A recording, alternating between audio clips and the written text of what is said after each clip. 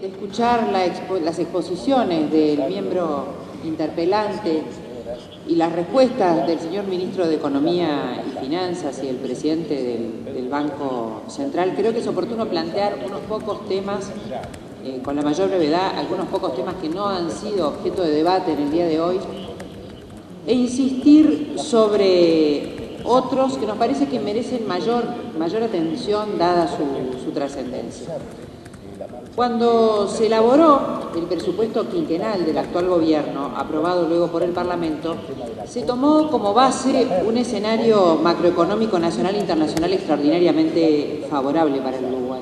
En su momento, el Partido Nacional, en ese momento y en instancias posteriores, criticó la metodología seguida por el gobierno, no solo porque a nuestro juicio, a juicio del Partido Nacional, las proyecciones eran excesivamente optimistas, sino porque se basaban en supuestos que a nuestro juicio eran poco realistas y con escaso sustento técnico. Dos aspectos fueron criticados y esas críticas las mantenemos al día de hoy a la luz de lo que hoy aquí se ha dicho. Se criticaron y criticamos hoy la tasa de crecimiento de largo plazo pronosticada por el gobierno y el no considerar la existencia de ciclos económicos. La tasa de crecimiento de la economía uruguaya supuesta por el gobierno para sus cálculos fue del 4%, el doble de su tendencia histórica. No hay elementos de juicio científicos que permitan afirmar que el Uruguay ha ingresado en una senda de crecimiento que duplique su tendencia histórica, y el suponerlo naturalmente lleva a una sobreestimación del producto potencial, de la recaudación y también de los ingresos del Estado. El ministro, en oportunidad de defender el presupuesto, explicó cuáles eran los fundamentos de esta proyección, de esta tasa de crecimiento de largo plazo que suponía. El crecimiento armónico entre la producción de bienes comercializables y no comercializables, un crecimiento armónico entre la evolución de la demanda interna y las exportaciones, un pronunciado dinamismo de la inversión productiva. Dijo, este es uno de los rasgos distintivos del proceso económico reciente y de las perspectivas futuras de nuestra economía. Equilibrios macroeconómicos estables y sustentables, reducida vulnerabilidad financiera, exportaciones diversificadas por destino. Lo que anunció el ministro en aquel momento pueden ser las causas del excepcional crecimiento que tuvo el Uruguay, que rondó el entorno del 6% entre 2003 y 2011, pero no explican que se haya quebrado la tendencia histórica basada en factores mucho más estructurales que no han cambiado en la economía uruguaya y repito, los que han habido escasas modificaciones. Por lo tanto, no justifican estos argumentos la proyección de largo plazo de crecimiento del 4%.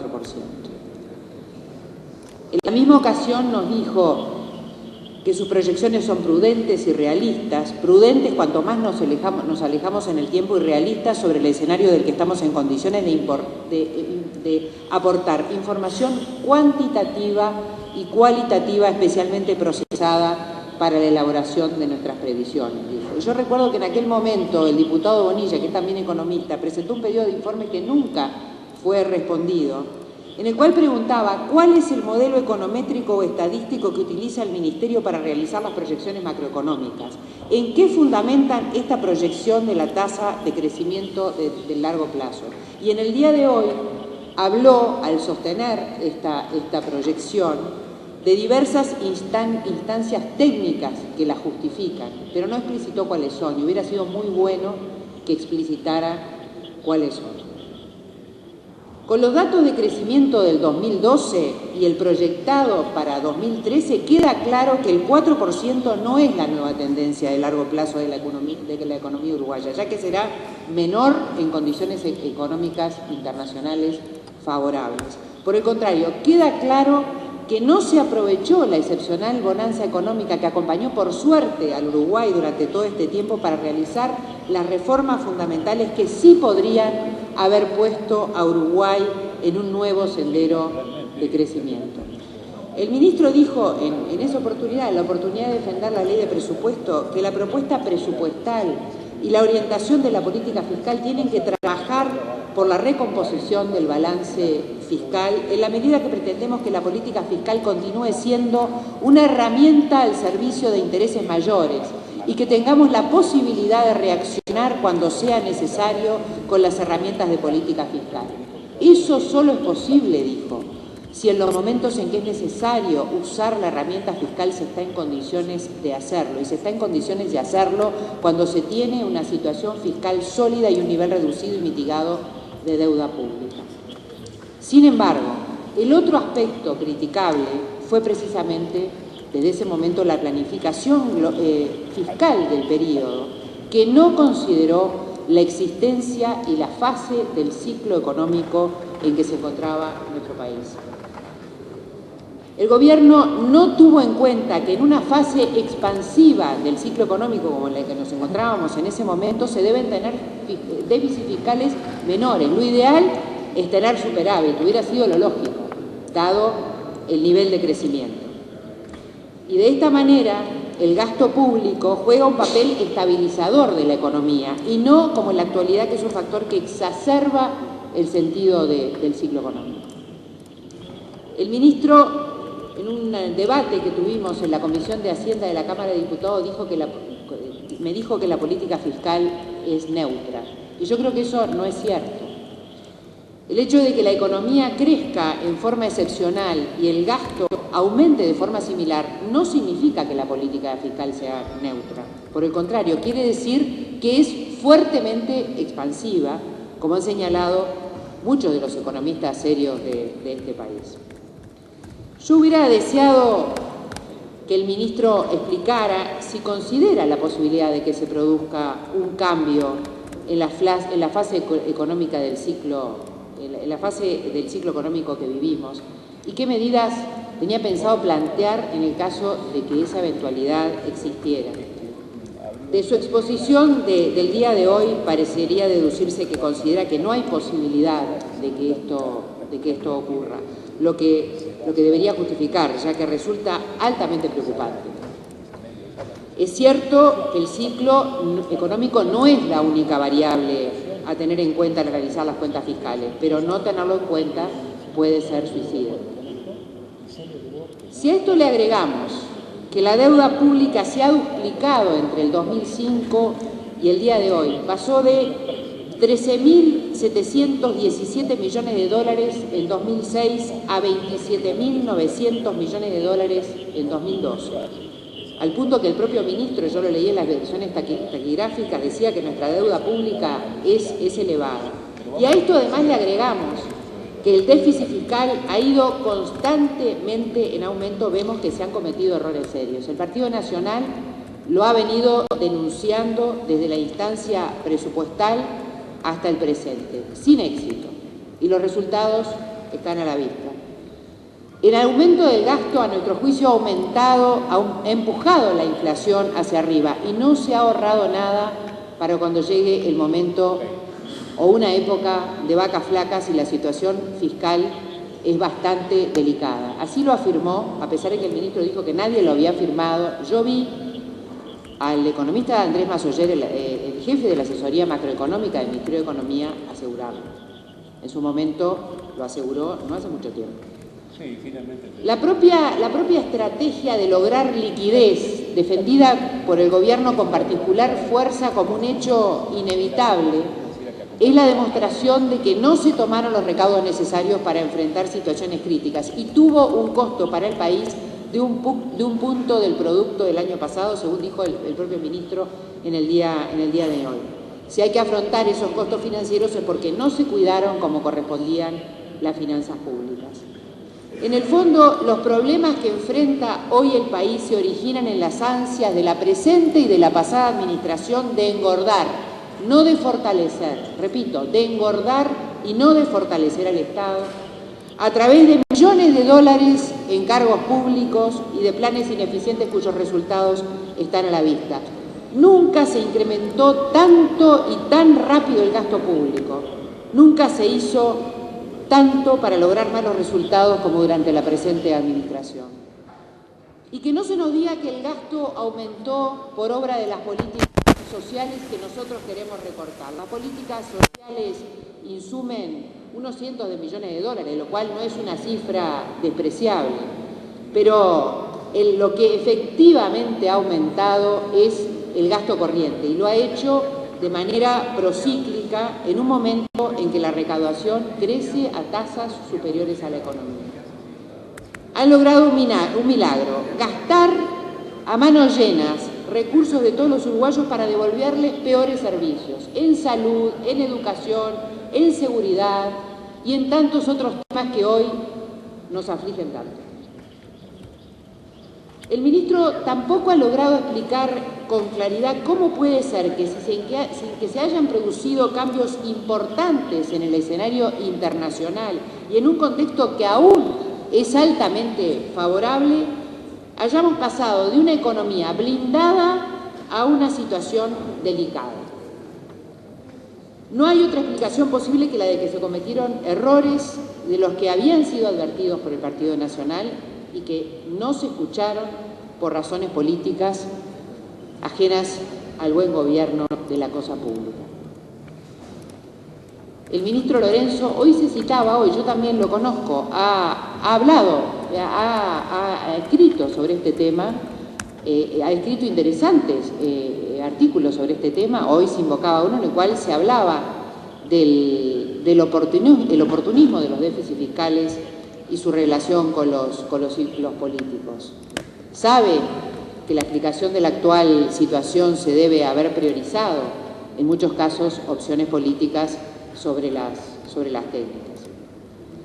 El mentado espacio fiscal disponible que el gobierno cuantificó en el presupuesto y anunció a tambor batiente fue de 22.661 millones de pesos, resultado de deducir de los ingresos reales disponibles los ingresos comprometidos, aunque no se computaron todos los ingresos comprometidos, según nos explicó el propio ministro, había unos 1.055 millones de pesos que no estaban presupuestados.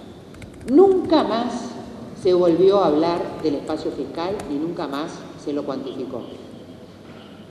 A pesar de que el ministro ha dicho reiteradamente que ha hablado del manejo cuidadoso y prudente del gasto, este fue aumentando más allá de lo previsto originalmente en las rendiciones de cuenta de 2011 y de 2012, discutidas en 2011 y en 2012.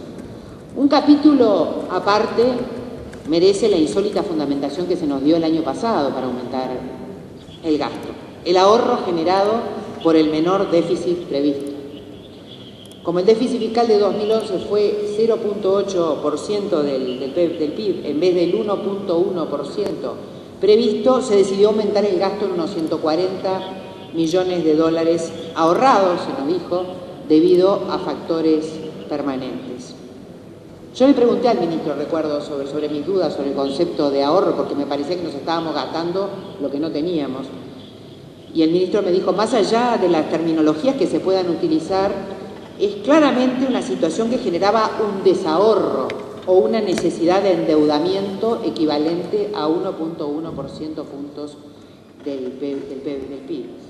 Y esa necesidad de desahorro o de endeudamiento se redujo a 0.8%. La distancia entre 1.1% y 0.8% podemos llamarla como se nos ocurra, pero en cualquier caso es menor recurso al endeudamiento o menor recurso al desahorro. Por lo tanto, el concepto de ahorro desde el punto de vista técnico es pertinente.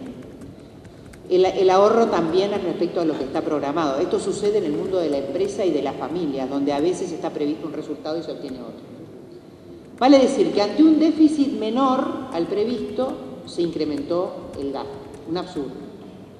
Si el gobierno fuese coherente, debería ahora disminuir el gasto en la próxima rendición de cuentas, dado que el déficit fiscal para 2012 fue bastante mayor al previsto. La situación fiscal se ha deteriorado rápidamente a lo largo del año pasado, lo que se vio reflejado en las previsiones del gobierno. En 2010, cuando la presentación del presupuesto, el déficit fiscal, se dijo hoy, estaba para 2012 se preveía que iba a ser del 1% del PIB. Cuando se presentó la rendición de cuentas de 2011, el año pasado, la previsión se aumentó al 1.7%, más tarde al 2.2%, para finalizar aún peor, en el 2.8% del PIB. El peor resultado fiscal desde la crisis del 2002. Por lo tanto, más allá de las razones esgrimidas por el ministro sobre el sobrecosto energético y otros episodios circunstanciales, es claro que el deterioro fiscal responde a que no se supo prever eventos que debieron entrar en los cálculos realizados. El frente fiscal además se va a ver resentido porque el crecimiento del año 2002 fue menor al esperado, 3,9%, incluso con una disminución en el año trimestre desestacionalizado del 0,1%. Esto implica un menor crecimiento y una recaudación también menor a las esperadas en el año 2013, lo cual vuelve a demostrar lamentablemente el error en las previsiones de la tasa de crecimiento de largo plazo con todo lo que ello implica. En las proyecciones que se hagan a futuro deberá tenerse en cuenta entonces un escenario más negativo y será necesario ser mucho más prudente de lo que se ha sido. No hay nada más malo para un país, no solo para su economía, sino también para su sociedad, que tener que enfrentar un cambio de ciclo económico desguarnecido, sin las defensas altas generadas en los momentos de prosperidad. A mí me hubiera gustado saber por qué el economista Vergara había estimado hace muy pocos días el crecimiento del 2012 en una cifra bastante menor a la finalmente publicada por el propio Banco Central. En el día de hoy, el ministro explicó que el gasto creció un 9,5% en 2012 e incluso sacando factores que considera coyunturales, lo que ocurre en todos los años, y por definición siempre hay factores coyunturales que inciden, es inevitable, el crecimiento fue del 7,5%. Se verifica entonces que el gasto crece más que los ingresos y que la economía, lo que es especialmente peligroso cuando también hoy el ministro reconoció que ya no creceremos por encima del 4% pronosticado. Los uruguayos ya hemos padecido las consecuencias de tener que enfrentar periodos difíciles con déficit fiscal y deuda pública elevada, que obligan a tomar medidas de ajuste en el peor momento posible, el que genera a su vez un nuevo impacto negativo alimentando un círculo vicioso del que es muy difícil salir. Se dice haber aprendido del pasado y de las recientes experiencias de las economías del primer mundo, pero se actúa como si se desconociera esa realidad. Sería una gran tragedia que nuestro pueblo sufriera las consecuencias sociales que estos fenómenos conllevan por no haber hecho lo que era posible en momentos de bonanza como los que hemos vivido, repito, por suerte. Frente al actual escenario, a mí me hubiera gustado saber qué medidas correctivas piensa aplicar el gobierno en el presente año y cuáles serán los lineamientos en materia de gasto en la próxima rendición de cuentas. Yo recuerdo haber visto al presidente, al vicepresidente de la República llamar a la prudencia en el gasto en las futuras rendición de cuentas, mientras que de algunos sectores del gobierno se ha manejado la posibilidad de aumentar impuestos, que más allá de lo que diga el ministro es técnicamente un ajuste fiscal. Aunque el ministro hoy lo ha negado, es un ajuste fiscal y así han sido lo que hemos conocido en el pasado. Consecuencia también de la situación fiscal, aunque no se ha dicho, es que el gobierno no ha cumplido con los compromisos asumidos respecto a la baja de impuestos y que estaban en el programa de gobierno del Frente Amplio. El ministro dijo en ocasión de presentar la ley de presupuesto que las ganancias por eficiencias de las agencias recaudadoras, es decir, la mejora en la recaudación, las que no estaban consideradas en el presupuesto, hizo esa precisión, serían destinadas a bajar 2 puntos del IVA y además a mejorar las deducciones del IRPF. Y dijo además que eso se iba a verificar durante el año 2011, está en las versiones taquigráficas. El Parlamento aprobó el año pasado la ley que establece la rebaja de 2 puntos porcentuales del IVA a las compras realizadas con tarjetas, no ya el descuento de carácter general que se había comprometido en la campaña electoral. Y si bien las mejoras en la recaudación se concretaron, es un hecho demostrable, es claro que el gobierno no ha logrado cumplir con la deducción de los 2 puntos de IVA a las compras realizadas con tarjeta. Ya no fue en el 2011, como había anunciado el ministro, y ya han transcurrido también los 6 meses de tolerancia que pidió cuando se discutió en el Parlamento la ley que establece el descuento de estos 2 puntos de IVA y no ha pasado absolutamente nada. Y yo creo que eso, hoy se ha dicho que se va a instrumentar, se está instrumentando, y yo creo que en el fondo lo que está pasando es que la situación fiscal no les ha permitido avanzar en este compromiso electoral que está plasmado en una ley que el Parlamento votó. El otro gran tema macroeconómico que actualmente aflige al Uruguay y que golpea cotidianamente a los hogares es el aumento de la inflación. A mí me parece muy bueno que el ministro hoy haya ratificado que es una preocupación central del gobierno el tema de la inflación, dado que el presidente de la República, algunos colegas legisladores, economistas de izquierda, han relativizado la importancia de la inflación en diversas manifestaciones públicas que se han realizado. Y yo quiero recordar algo que yo comparto con el ministro y que el ministro dijo en su momento, en el año 2011, claramente queremos advertir que además de las razones que en general se mencionan respecto a la que la inflación es un impuesto regresivo y que impacta negativamente sobre la distribución del ingreso, la inflación sería capaz de expandir el número de personas que se encuentran bajo la línea de pobreza y de indigencia. Me parece que esta es una justificación adicional a la de que por sí justifica una preocupación y jerarquización importantes de la inflación y de su control. Esto es así, yo comparto la opinión del ministro y ese día además el ministro demostró la influencia sobre la pobreza y la indigencia que podía tener la inflación con gráficos, con proyecciones. Fue una fundamentación documentada además que tengo muy presente. Era el 12 de julio de 2011. En ese momento se señalaba que para controlar la inflación se estaba recurriendo a la política monetaria, fundamentalmente al aumento de los encajes bancarios. En otros momentos también se mencionó la tasa de interés de referencia.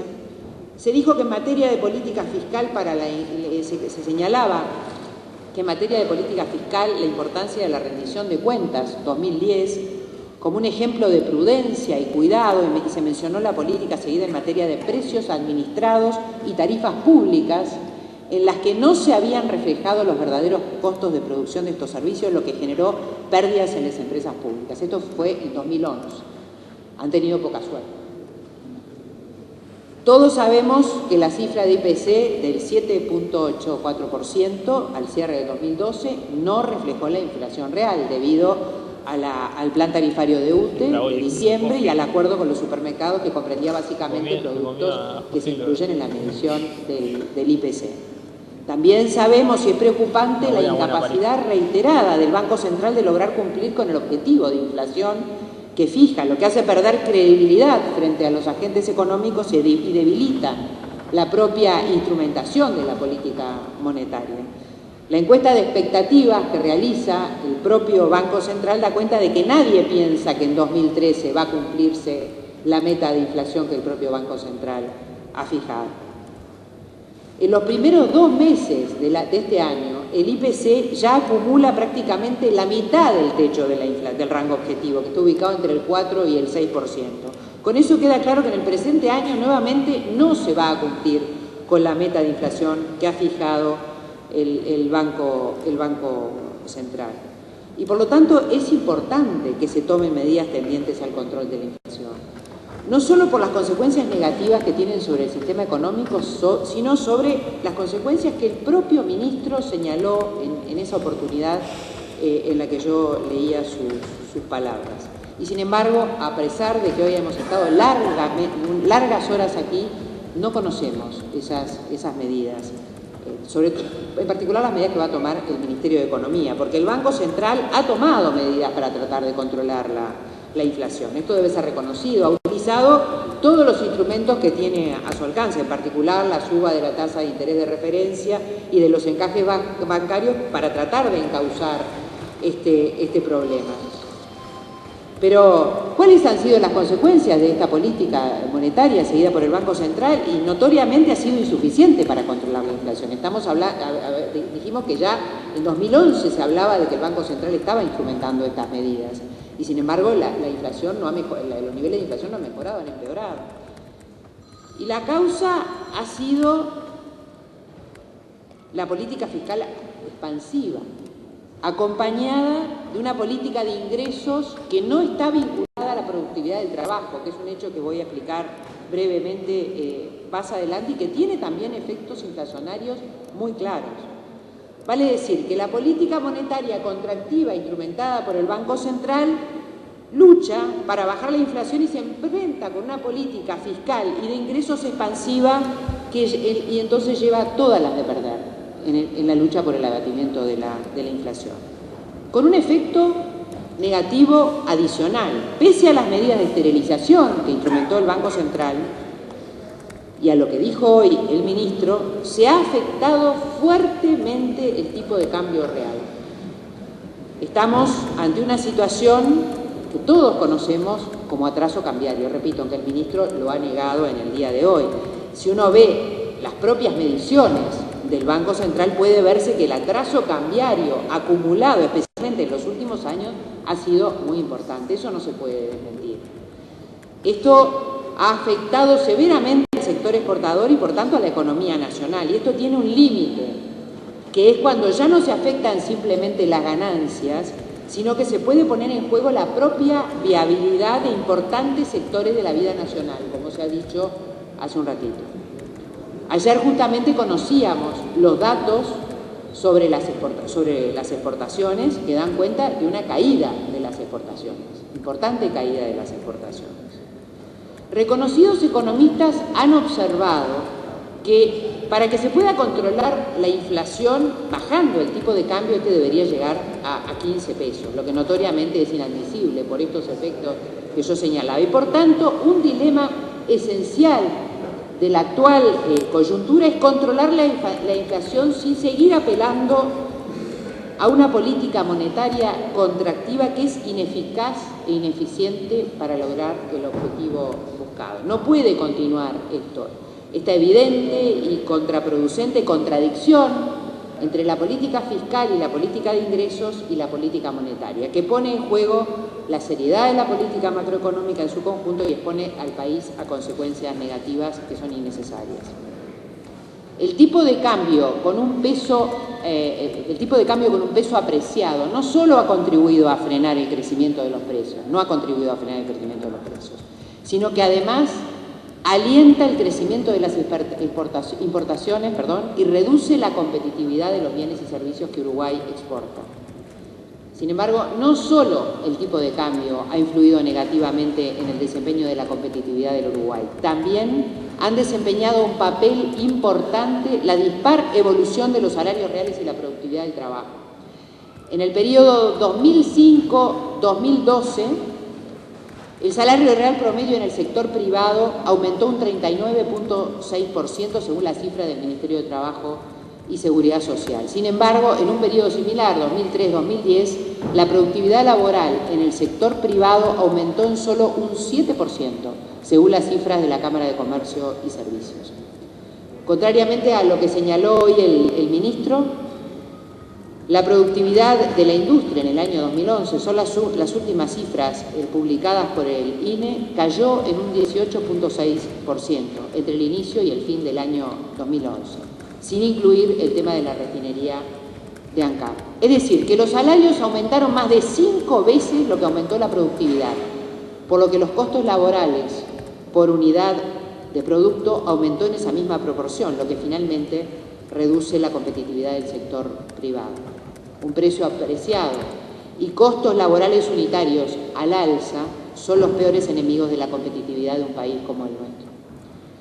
Mientras esto ocurría, el gobierno se ha despreocupado totalmente de fomentar aumentos sostenidos de productividad, quizás porque no lo considera de productividad y de competitividad, quizás porque no lo considera objetivos prioritarios. Por último, presidente. Ahora, ha llegado a la mesa una moción para prorrogar el término del que dispone la senadora Piñeirú. 22 en 23, afirmativa, puede proseguir la senadora Piñeirú. Ya terminó, presidente. Por último, quiero referirme a dos indicadores que el ministro, en general el equipo económico y representantes del gobierno manejan con mucha frecuencia al hablar de los logros del gobierno. El primero es la distribución del ingreso. Yo he tomado nota de los datos que ha proporcionado el senador Solari, que me parecen interesantes, pero yo me voy a referir a los datos publicados por el Instituto Nacional de Estadística, los datos de 2011. Yo oportunamente le pregunté, le planteé esta inquietud que voy a dejar hoy aquí al ministro en la Comisión de Hacienda de la Cámara de Diputados, y en aquel momento no me pudo responder, fue el año pasado, son datos del 2011, porque no tenía a mano la información que yo estaba manejando. Los datos publicados por el Instituto Nacional de Estadística muestran que el índice de Gini cayó en forma permanente en los 3 años previos, lo que indica, a 2011, ¿no? Lo que indica una mejora en la distribución del ingreso. Según esos datos, los ingresos del primer decil, es decir, el sector, el decil más pobre, los ingresos del decil más pobre, aumentan en forma muy importante, fundamentalmente en 2011 y en Montevideo, lo que podría explicarse por el aumento del salario mínimo desde enero de ese año, aunque llama la atención el comportamiento tan dispar de los ingresos en el interior del país. Eso no encuentro una explicación. Pero lo que es mucho más difícil de explicar es la razón por la cual disminuye el ingreso promedio del último decil, es decir, el ingreso del decil más rico, entre 2010 y 2011, y sobre todo en el interior, a pesar del aumento del ingreso promedio. En ausencia de cambios tributarios en ese periodo, lo lógico sería que el ingreso de ese segmento acompañe el promedio general o aumente un poco menos que el promedio. Sin embargo, no sabemos por qué fundamento se ha producido esta extraña disminución. Y sería del ingreso, repito, del decil de los más ricos. Y sería muy bueno conocer este inexplicable fenómeno, porque lo cierto es que en la caída del ingreso del decil más rico en el interior contribuye a explicar la disminución de la desigualdad y la caída del índice de Gini, de lo que ha hecho gala el señor ministro cuando ha hecho referencia a este indicador. El segundo indicador al que quiero referirme es el de la pobreza, cuyo descenso ha sido manejado con insistencia por los representantes del gobierno y, obviamente, como no podría ser de otra manera, fenómeno del cual yo me alegro mucho. Pero el cambio que se realizó en la medición en 2008, en la forma de medir los ingresos de las personas, imputando el valor de la cuota del valor de mercado de la cuota mutual financiada por el FONASA, es poco conocido, pero muy relevante, ya que los ingresos son los que determinan si las personas se encuentran por arriba o por debajo de la línea de pobreza.